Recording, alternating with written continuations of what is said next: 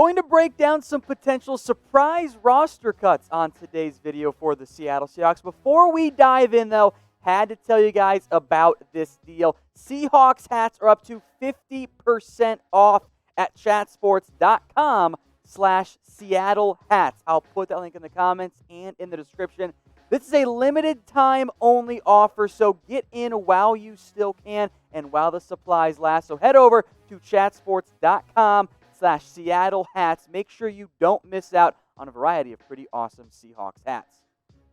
Again, this is surprise cut candidates, so let me explain why I'm putting KJ Wright in here, because this would be a surprise. I'm not saying he's going to get cut for sure, but I think there is at least a chance of this happening, or, potential trade for KJ Wright, because, he does have value after all.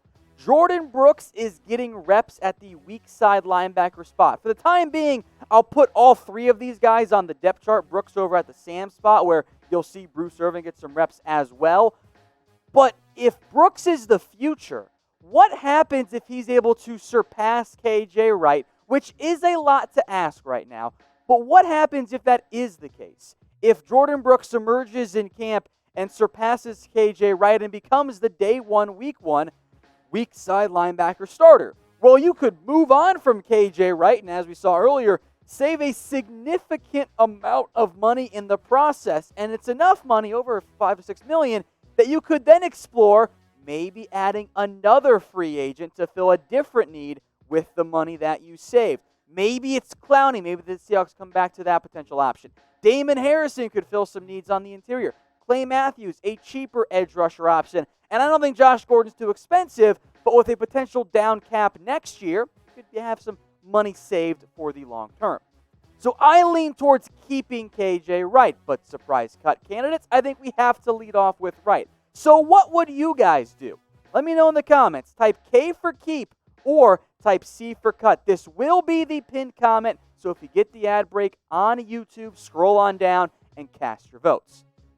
I want to go back to that linebacker depth chart here because there's one more name I want to make note of, and it's a player that I'm a big fan of, but I think would qualify. That is Shaquem Griffin. Look, we mentioned Bruce Irvin. We'll get some type of reps at that strong side linebacker spot, especially on some rundowns. I like Griffin. I think he's a good special teams player, fantastic story, great athlete. I can make that guy work on my roster. But Seattle has invested a lot of recent draft picks. Cody Barton, Ben Burke-Irvin at the linebacker spot. And Griffin hasn't done much. Now, this is year 3. I'm still hopeful for him. I think it would qualify as a surprise if he were to get cut. But I do think it's a possibility for the Seattle Seahawks to move on from Shaquem Griffin and roll with Bruce Irvin playing some of that strong side backer role. Roll with Brooks and with Wagner and with Wright. And, of course, if you're keeping Wright, maybe Griffin ends up getting cut there. You would not cut both of those guys. But it does qualify as a surprise roster cut. Now, this is the fastest growing Seahawks YouTube channel out there. So if you guys haven't already, well, join the club, join the party here. Hit that subscribe button. We're going to keep you covered consistently through camp and, of course, in the season and well beyond into the offseason as well. So if you're a Seahawks fan, subscribe today.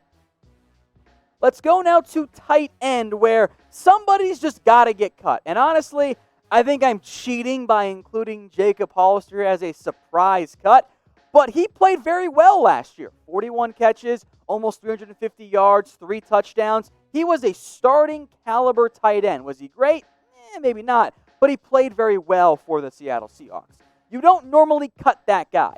What makes sense for a release for Hollister is A, the money to be saved, over $3 million. Maybe you could even see what the Seahawks did last year with Geno Smith. Cut a player, bring him back even cheaper. But you have Greg Olsen. You have Will Dissly. You could still roster Luke Wilson if you want. Colby Parkinson, Steven Sullivan were both draft picks. You're not going to carry 6 tight ends. You're simply not. You might not even carry 4 tight ends. That means guys are going to get cut. I don't think you're going to cut Greg Olsen. I don't want to cut Will Dissly. With the savings in mind, of course, I try to trade him first. I think Jacob Hollister could be on his way out in Seattle. But let me know what you guys think. Which tight end should the Seahawks cut? Let's go to Geno Smith, who technically speaking was a surprise cut last year. and then they brought him back the very next day. But that still counts. And maybe they could do something similar this year, but Geno Smith is so cheap, I don't think that's a route they would pursue. The Seahawks know what Geno Smith is at this stage in his NFL career.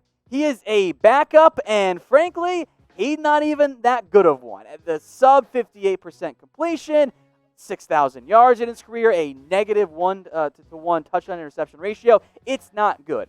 But what would require Seattle to move on from Geno Smith would be Anthony Gordon impresses. If Anthony Gordon, which it's a lot to ask out of an undrafted free agent with no preseason games and a limited camp, but if Anthony Gordon can emerge as the backup, then maybe you move on from Geno Smith.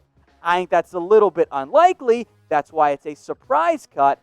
But I am a big fan of Gordon. I loved him coming out of Washington State. I thought he should have been drafted for sure. If he can impress, I would happily make him the backup. Because let's be honest here. If Russ Wilson goes down, the season's in trouble anyway. So pick a backup quarterback. GS for Geno Smith or AG for Anthony Gordon. Nick Bellore is next up here. Now, what I'm suggesting on this idea is A, let Russ cook. Allow him to throw the football around. But what you could see is maybe Seattle goes deeper at tight end. I don't know about you guys. I think Will Dissly could line up as that fullback H-back guy at times that allows you to keep an extra tight end. Would also allow you to go deeper at the running back spot because, well, we'll see what Rashard Penny's health looks like come week one.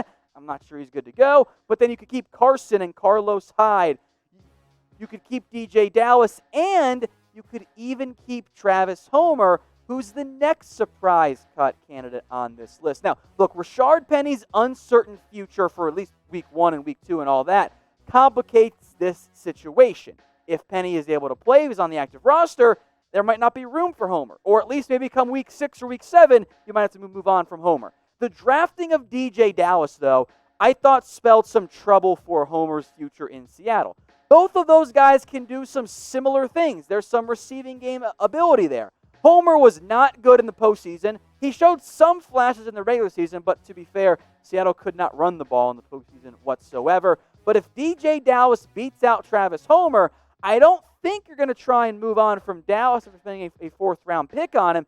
That means Travis Homer as RB4 or 5 or even 6, depending on Bellore and Penny, he might be the odd man out in Seattle.